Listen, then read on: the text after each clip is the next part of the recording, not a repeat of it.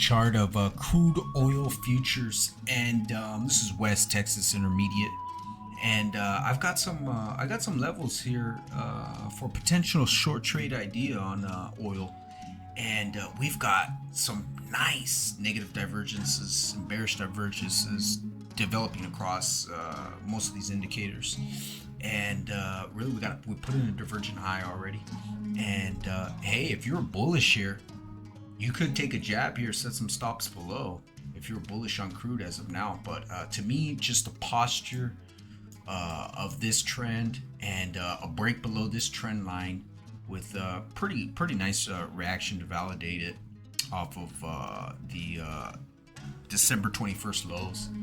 And really, these would be some of my targets here. These are some key Fibonacci levels that have been laid out here.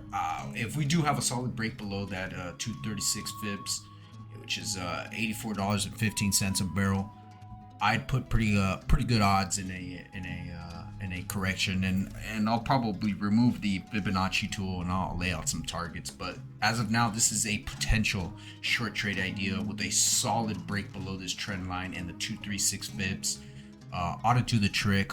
Ought to have some waves of some stop sells and some margin calls, and we'll see what happens. I mean, we've got the rest of the broad markets pretty much taking a pretty good beating, and I'd favor, if that happens, and if we continue to sell off across the board in a market, pure broad market sell off next week, I can almost guarantee you that oil is going to have to go down with it too. So eventually, and like I said, I like the posture here. We put in a divergent high, and to me, it's got that. This is a 4-hour chart, by the way. This isn't a daily.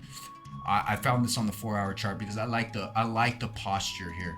I like every single time we've had bull step in here. We've had bull step in pinpoint to just have these reactions here every time.